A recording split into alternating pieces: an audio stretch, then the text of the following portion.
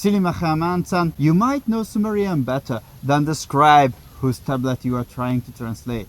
This might sound strange at first, but this is true. If you are studying Sumerian and you are trying to translate something from your language to Sumerian, you might make rookie mistakes as a beginner.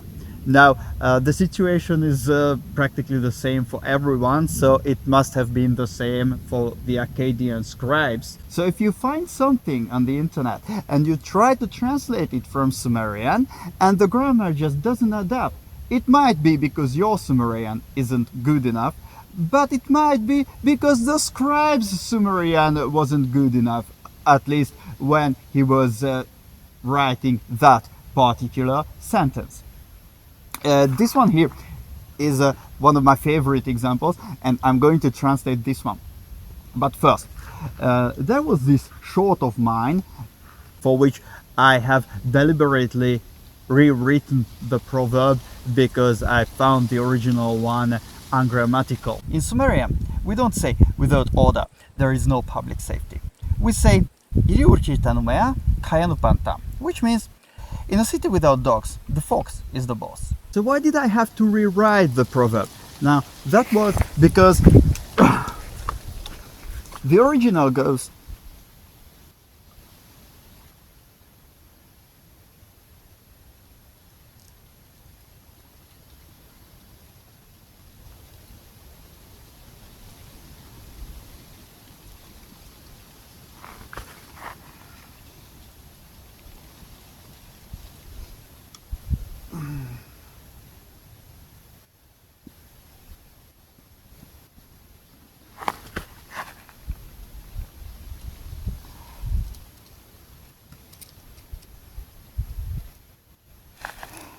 okay, this is very ugly.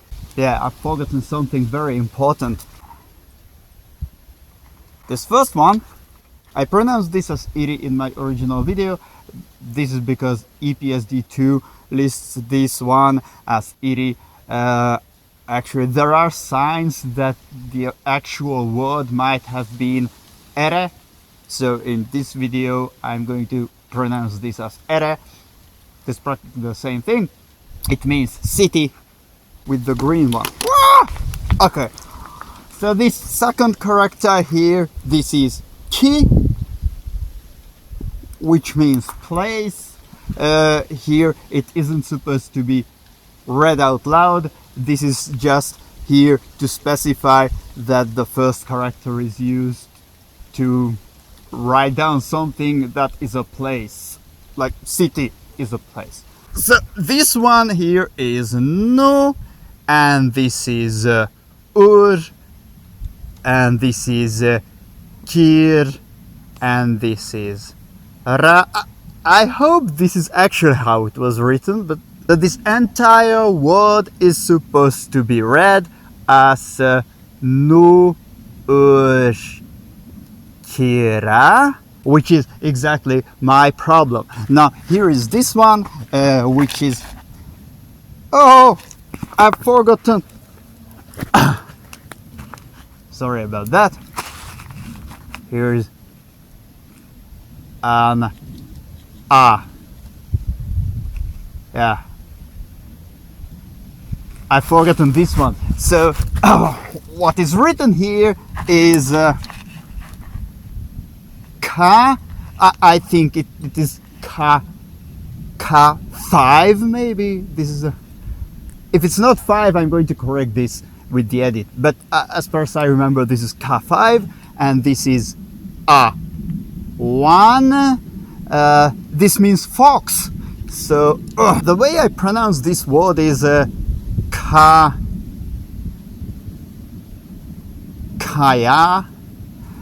but actually I'm not sure that there is actually a y between the two A's. It feels correct, so I think it is kaya. It might be ka or kaha or something like that too. There should be a space here. Not Sumerians did not use spaces. This is nu, and this was nu once before, and this is still a nu. This could be many things like tor or tomo, but now this is panta. As far as I remember, panta 3, but maybe it's not. Nu panta, which means the overseer, and there is supposed to be an M at the end that is not written, because in Sumerian sometimes the syllable final consonants are not written. So the sentence would be Eranur kira kayanu panta. Now that's bullshit.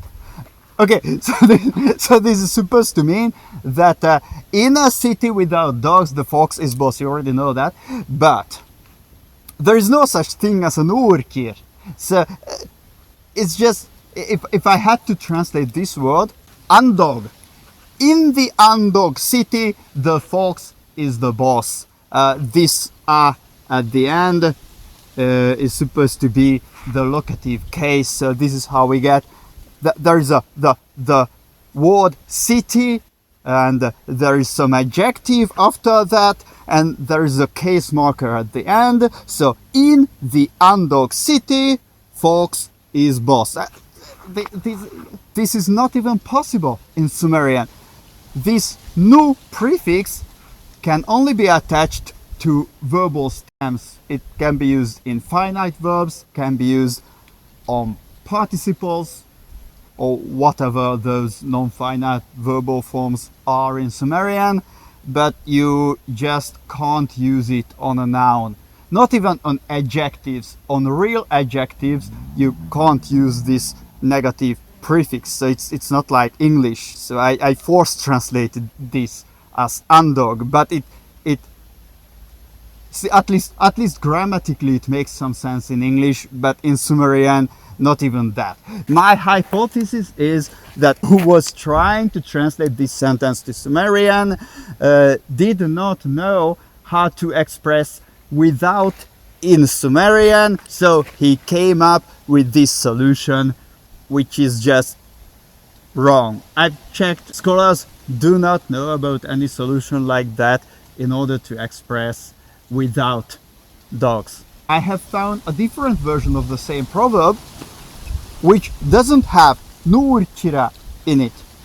Ere urkir numea kayanu pantam. Now this one at least grammatically makes some sense, because this now means in the city that is not a dog, the fox is the boss. Although it's still not what we are looking for. Actually, what the scribe should have done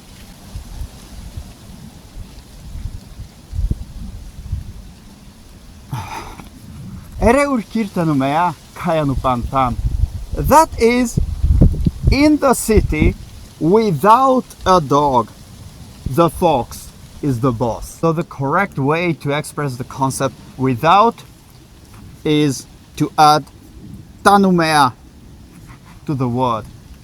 Actually, I forgot to mention something. This way I analyze this is iri nuurkira kayanu pantam. It doesn't make any sense grammatically, but I've also mentioned that the Sumerian writing system did not have spaces.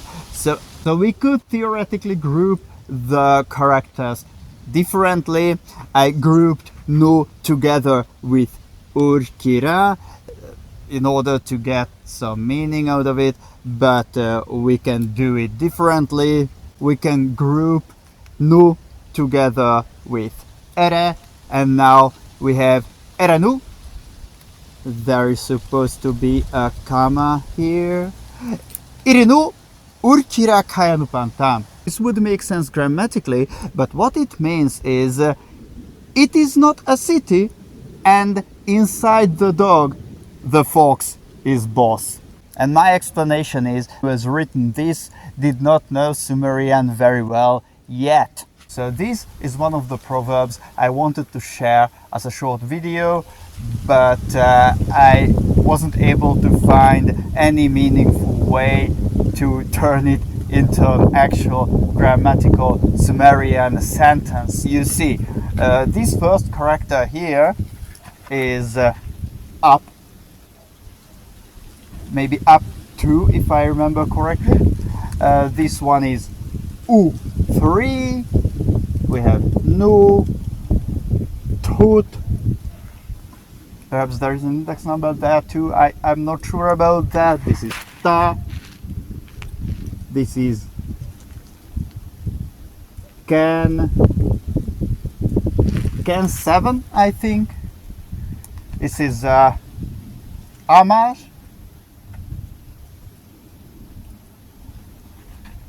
This one here is za, nu, me, a,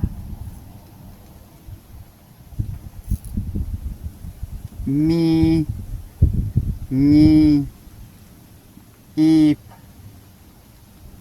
king, king,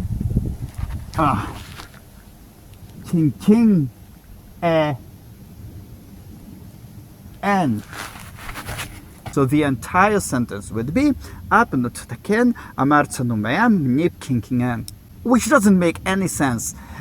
It is very obvious what it is supposed to mean, but you just don't express that this way in Sumerian. Ap means cow. Tut means to give birth. Nu is the negative prefix. We've already talked about that. This u here, this is something which I don't even understand what this guy is doing here. This is a relative past marker. It's kind of a conditional conditional subjunctive, perfect conditional, whatever. I don't get what it does here. And this is either a participle derivation suffix or a verb nominalizer, whatever that is. The entire word from here to here is supposed to mean someone who did not give birth yet. So ap unututa is supposed to mean here the cow that did not give birth. Now this can turns whatever is before that a comparison. These double dots only matter in my experimental reconstruction, otherwise you can just ignore them, and what remains here is Jagersma's reconstruction, which is can. You can also find the same suffix as kin in several textbooks, but I don't think this is correct. So this is supposed to be correct. Of course, most people do not reconstruct Sumerian with as many vowels as I do, so I've just removed those double dots for now. But anyway, the entire thing from here to here means like the cow that did not give birth yet. Amar means calf. Za is an anomaly here. It is supposed to be a PX. I'm going to talk about it in a minute, but this is supposed to be something like inside your calf or on your calf. But the point is the your calf part of the sentence. You're going to understand what we are talking about. Numea means not being. This is the same numea we've mentioned before.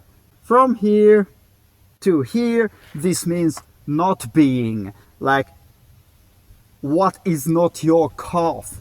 Now, king means to search, and in the maru form, which is the progressive aspect in Sumerian, it is reduplicated. So we have king, to search, to be searching something, to look for something, to be looking for something. This pa here, this refers to the object. So whatever you are looking for has a reference in the verbal complex, which in the maru form comes before the verbal stem.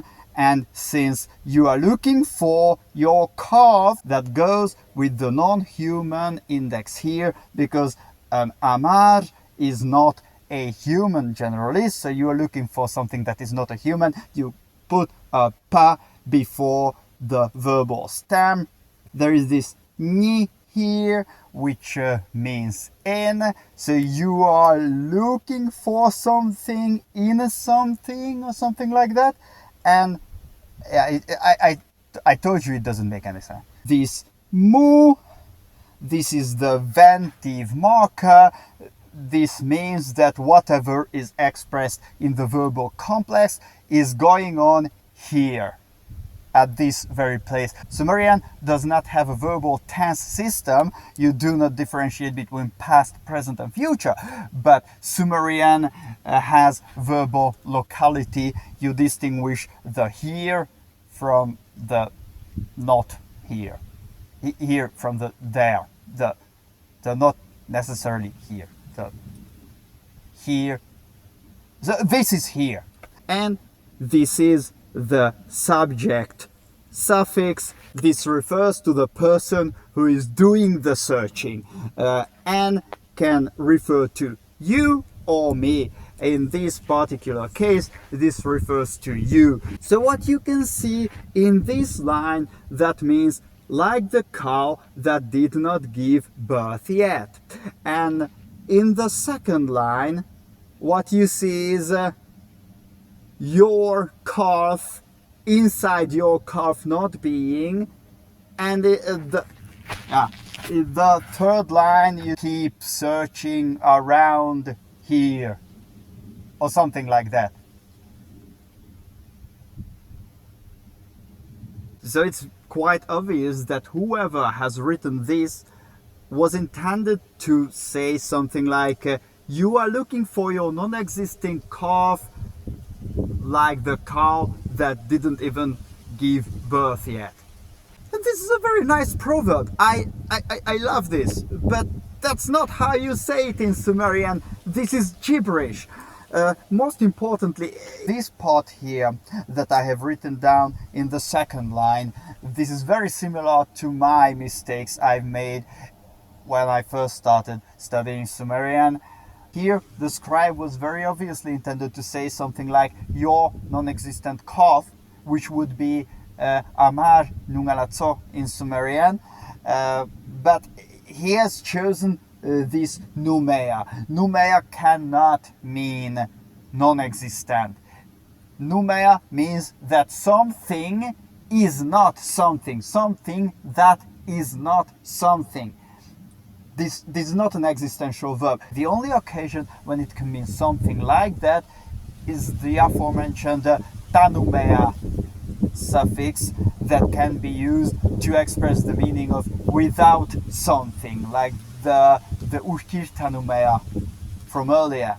Furthermore, even if it meant non-existent, this ta should be here and not here. What I think might have happened here is that the scribe has already learned about tanumea and derived the non-existent calf meaning from that.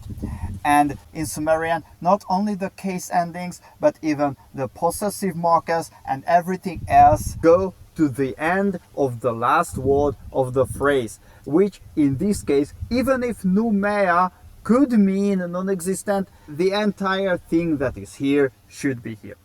So the correct way to express the supposed meaning would be amar-za in the locative case, which I don't even understand why is necessary.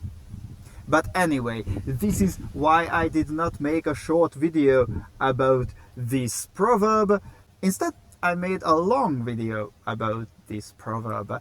I would like to add a small warning here, because just because it is possible that your Sumerian is better, it does not mean that it is indeed the case. So you have to be confident when translating something, but you also have to be careful. These proverb collections are very often scribal practices. You have to expect bad grammar. They also frequently contain deliberate shortenings that also may look like bad grammar, except they are not mistakes, they are deliberate shortening. If you are trying to translate something more serious, then you should expect the scribe to be very good at Sumerian. But if you do that, you will also generally find a grammar that is much closer to textbook Sumerian. And of course, a very important detail that I forgot to emphasize here, all these things are true for the Old Babylonian and later periods when one should not expect native Sumerian speakers. The older the text is, the more likely it is from a native speaker, and therefore it is less likely that there is a grammatical mistake in them. Anyway, if you have any questions or if you disagree with me, please leave a comment. This concludes today's lecture. Thank you for listening, if indeed you still are, and you are all dismissed. Goodbye.